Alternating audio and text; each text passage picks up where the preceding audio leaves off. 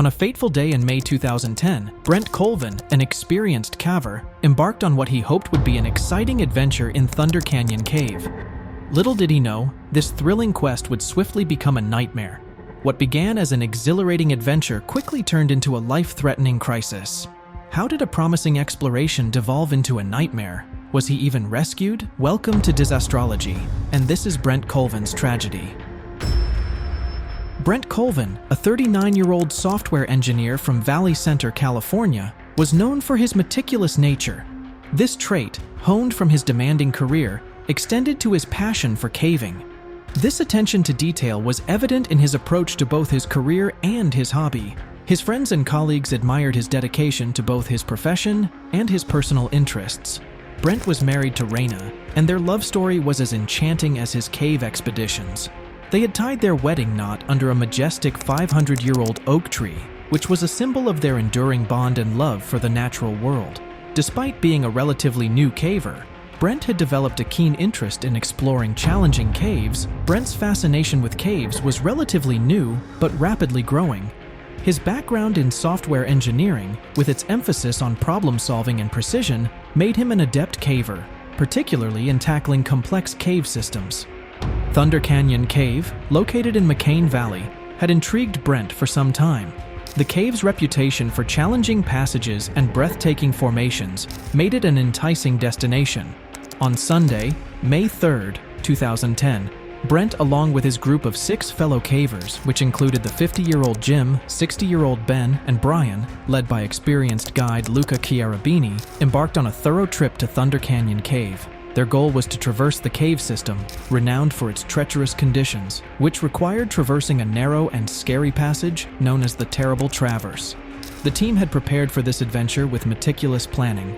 Brent and his group were well equipped with essential gear, including ropes, harnesses, and emergency supplies. Luca, being an experienced guide with extensive knowledge of Thunder Canyon Cave, led the group with confidence. The cave's entrance, nestled in the rugged terrain, was a gateway to an underground world of wonder and danger. As the group descended into the cave, the atmosphere shifted from the bright sunlight to the cool, damp environment of the cave. The sound of dripping water echoed through the narrow passages, creating an eerie and mesmerizing ambiance. The adventure began with a challenging descent through a waterfall, which was 13 meters down, leading to complete darkness and icy waters, setting the tone for the difficult trek ahead. Steve, a less experienced member of the group, became erratic and was scared to move on further, but still was forced to. By 3 p.m., the group reached the Terrible Traverse, a notorious fissure of the Thunder Canyon. This part of the cave was infamous for its dangerous and narrow passage. It requires cavers to maneuver through a tight, 9-inch wide crack and drop 5 feet to the next chamber. The cracks are so tight that you cannot even turn your head. The traverse was a test of both skill and courage, demanding precision and calm under pressure. Brent, exhausted yet exhilarated from the journey so far, approached the traverse with a mix of excitement and trepidation. He had tackled numerous challenges in the past, but the Terrible Traverse was known for its difficulty. The crack was flanked by jagged rocks, and the tight space required careful navigation. Someone placed a wooden cardboard to prevent others from sliding further down into the gap. The crack goes vertical 200 feet and less than 5 minutes from the downstream to the end of the cave. Brent had watched as other cavers successfully maneuvered through the passage, but now it was his turn. The team moved cautiously, with Brent and Jim, the remaining experienced cavers, preparing to tackle the traverse. Steve, who was already scared to continue, felt cold and fatigued and rushed through the crack and got stuck. After several minutes of pulling and pushing, they were able to get him out of the crack. He was traumatized and decided to leave the place immediately, Luca having guided and assisted Steve in finding a safer exit route. He assumed that Brent and Jim, the remaining experienced cavers, could handle the challenge, so they were left to face the traverse on their own. And unfortunately, Luca was not present to guide Brent and others through the traverse further, a crucial detail that Brent overlooked. While the guide had helped Steve and ensured his safe exit, Brent and others had to move forward without guidance. The situation was becoming increasingly tense as the remaining cavers faced the challenge alone. Brent was determined and driven by the desire to conquer the traverse, squeezed into the narrow crack. It didn't take more than 10 minutes to set up the next 80-foot rappel. Initially, he made progress, but soon the constraints of the tight space began to take their toll. He didn't want the others to feel upset as they were about to reach the end. Brent backed out a little, took off his wetsuit, and tried to get through the crack. The crack pressed against his body, and his movements became more constrained. He wanted to slide through, but his hips got jammed, and his feet were the only parts that made it through the crack. The tight space pressed against his body, and his efforts to move were met with increasing difficulty. As he continued to maneuver, Brent realized that he was stuck in an increasingly precarious position. He wanted to cry as it was one of the worst possible things that could have happened inside a cave. His initial attempts to free himself were met with mounting difficulty. The space was so tight that every movement was a struggle. Brent's body weight bore down on his elbow and was wedged between the cold granite walls. The only thing supporting his body was his left hand, with the other hand pinned awkwardly. The attempts only led him further into the crack, where the gap was only 8.5 inches wide. The situation grew dire, as Brent's efforts to move only seemed to worsen his predicament. His chest was pressed painfully against the stone, and his breathing became labored. As Brent's arm weakened and he sank deeper into the crack, he realized the severity of his predicament. Jim, the caver behind Brent in the traverse, tried to assist him. However, the narrow space and the angle of the crack made it nearly impossible to pull Brent out. As the hours passed, Brent began to experience hypothermia due to the cold and damp conditions. With hypothermia setting in, the group was now fully aware of the seriousness of the situation and shielded Brent with jackets and bin bags to maintain body heat. The darkness and cold intensified Brent's sense of isolation and despair. Despite Jim's attempts to keep him awake with stories, Brent began to lose hope. The sense of isolation and despair grew as the darkness of the cave enveloped them. Brent's situation became increasingly critical, and his hope began to wane after being stuck for 2 whole hours. Jim, despite his best efforts to keep Brent awake and engaged with stories, saw Brent's condition deteriorating. Jim and the group told him to keep moving. Even a small movement would do, but the cold and darkness made it difficult to gauge the severity of the situation fully. Hours dragged on. 5 hours had passed already, and the team's concern intensified. The reality of the situation became clearer.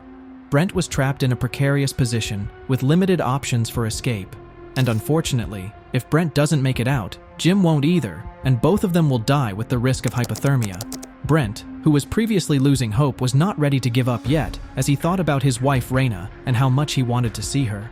Luca eventually returned, and the urgency of the situation became apparent. The rescuers, including Luca, realized the need for immediate action. Luca, in a desperate bid to save Brent, climbed out of the cave. Despite attempts to extract Brent manually, it was clear that a more comprehensive rescue was needed. Luca climbed out and hiked 2 miles to a car and drove to the top of the hill to call for help and called 911. However, in a critical mistake, he contacted a medical team instead of the specialized rescue teams required for such a complex situation. Sergeant Don Parker, the sheriff's search and rescue coordinator, was alerted at around 6:40 p.m., and 2 other specialized teams from the department were mobilized, including the San Diego Fire Rescue Department in the San Bernardino Sheriff's Department, the Border Patrol, and the Bureau of Land Management. Luca spotted the rescue helicopter about 7 hours later. The difficult terrain and darkness made locating the cave a significant challenge. It took 4 more hours of intense searching and locate the cave and to find a suitable place to land it. The rescuers arrived at the cave entrance. Inside, the rescue team quickly assessed Brent's condition. The medical team was extremely worried about Brent, as he could get compartment syndrome if his chest started to swell up, pushing against his heart, which would lead to cardiac arrest. Ben and Brian entered the cave and covered Brent with their wetsuits for warmth. The trained paramedics team understood what they were about to deal with and called for more backup. Being stuck in a cave can literally kill the caver with hypothermia, restricted breathing, and contorted positioning. Most of the time for experienced cavers, it is not much big of a deal, as they know that all they have to do is remain calm in that situation and carefully move to get out of the crack. Rescuing stuck cavers from a tight passage like this can be extremely hard, and even after being rescued, many of them don't make it and die because of complications. The tight squeeze had led to dangerous hypothermia risks, and Brent's critical condition demanded immediate action. The rescuers employed a complex system of ropes and mechanical advantage tools to move the plank that had been blocking Brent's escape. Despite their best efforts, progress was slow, and Brent's situation continued to deteriorate. rescue efforts were further complicated by the cave's narrow passages and the need for precision. After 9 hours of excruciating waiting, Brent experienced delirium and expressed concern for his wife and life. Brent started to have visions and lost his senses. The rescuers, undeterred, devised a plan using a car jack and additional lumber to create enough space to pull Brent free. But it was the Boulder Talus Cave, so it surely wouldn't be an easy task as there are boulders everywhere that look similar. The backup team of rescuers arrived at the scene. As the sun dipped below the horizon, casting long shadows over the rugged landscape, a flurry of activity erupted around the cave site. The arrival of more cave rescue teams injected a sense of urgency into the already tense atmosphere. They faced a daunting challenge, a steep rocky hill with no discernible trails leading to the cave entrance. Each step was a battle against the uneven terrain, the rocky incline demanding every ounce of strength and determination from the rescuers. After a grueling hour of navigating the treacherous descent, the team finally reached the cave entrance. The cold, damp air that greeted them was a stark contrast to the warmth of their exertion. Once inside, the rescuers made their way toward Brent, who was trapped in a precarious position. The sight of him wedged in the narrow crack was a sobering reminder of the perilous situation they were dealing with. Brent was ensnared in a crack that was roughly the length of his body and about 9 inches wide. The narrow confines of the fissure left him unable to move, his body pressed against rock surfaces that were significantly colder than his body temperature. The cold, unforgiving rock seemed to sap the warmth from him with every passing minute. Hypothermia was a very real threat, and it was clear that time was of the essence. The rescuers knew that the risks of hypothermia were extreme in such conditions.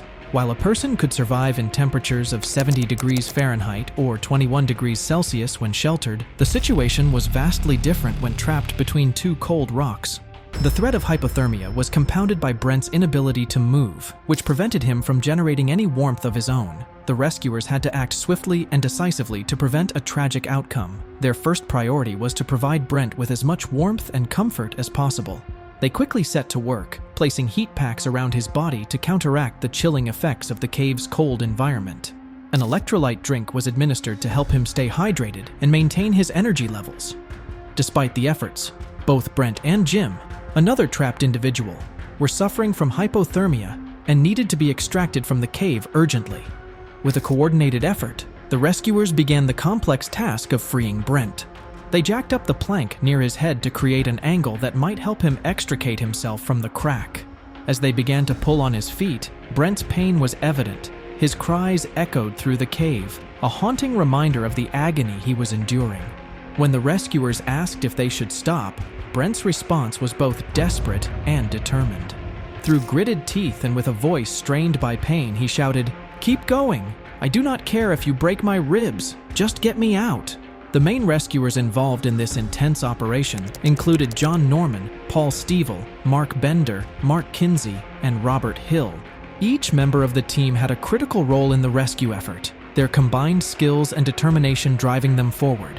The team on the lower side of the cave rigged several anchors high in the crack and attached ropes to the board beside Brent. The idea was to lift both the board and Brent simultaneously. Initial attempts to move the board proved fruitless, prompting the team to reconsider their strategy. They decided to incorporate a mechanical advantage system, hoping that additional leverage might make a difference. Realizing that a car jack could also be beneficial, they brought one into the cave along with a 6 to 8 foot or 2 meter piece of lumber. The car jack was positioned, and the team began to use it in conjunction with the mechanical advantage system. However, the jack struggled to make an impact, and the rescue seemed to be at a standstill. Undeterred, the team applied another pull on the mechanical advantage system. Their persistence paid off when they successfully moved Brent by a few inches. Encouraged by this progress, John Norman intensified his efforts, pulling on Brent with all his strength. The strain on Brent was evident as he screamed in pain, but the rescuers were resolute. They continued to pull on Brent's legs, determined to free him from the clutches of the rock. As the crew removed all the blankets that had been placed around Brent and redoubled their efforts, the situation began to shift. Brent's progress was slow but steady, and it became apparent that he was starting to come out of the crack. The rescuers, driven by a mix of urgency and hope, pulled with all their might. After what felt like an eternity of effort, they finally managed to yank Brent free from the cave's grip. Finally, after hours of relentless effort, Brent was extracted from the crack. At first, Brent was disoriented, unsure of his surroundings. The confusion and exhaustion of the ordeal clouded his thoughts. But as the realization of his freedom sank in, a profound sense of joy washed over him. He was finally out of the cave, and the oppressive weight of fear and pain had lifted. The rescuers provided him with more electrolyte drinks, helping him to regain his strength. After a brief rest of about 20 minutes, Brent was ready to make his way out of the cave. It was 3:45 a.m. when Brent was winched out of the hillside by a helicopter, which transported him to meet an awaiting ambulance. The cold, damp cave was left behind as he ascended into the safety of the early morning sky. Though Brent had a few scrapes and bruises from the ordeal, he felt a profound sense of relief and happiness. He was in good spirits, grateful for the skill and determination of the rescue team. Brent's experience had left him shaken, but it hadn't dampened his passion for cave exploration. He vowed to continue exploring, but with a newfound respect for the risks involved. He was determined to avoid any tight squeezes in the future, opting for less perilous adventures. As Brent was being treated, Jim, who had been trapped alongside him, also made his way through the squeeze. The successful rescue was a testament to the bravery and dedication of the 10 members of the cave team who had been on hand. Their collective efforts, along with the assistance of 2 Border Patrol search, trauma, and rescue members who handled the cavern duties, and a San Diego Sheriff's SAR member who managed communications at the cave entrance, ensured that Brent and Jim were safely brought back to the surface. Brent Colvin's ordeal in Thunder Canyon Cave was a testament to both the dangers of caving and the resilience of the human spirit. His escape, though harrowing, reaffirmed his passion for exploration. The cave, with its cold, unyielding walls, had tested the limits of human endurance and ingenuity. But in the end, it was the spirit of teamwork and determination that prevailed, bringing Brent and Jim back to safety and marking a successful conclusion to a harrowing ordeal. But what do you think you'd do if you were to be stuck like this? Do you think modern-day technology could have had a better solution? Let us know in the comment section below, and make sure to leave a like. Subscribe to the channel if you haven't already, and smash that bell icon to get notified and never miss on such videos. Thanks for watching.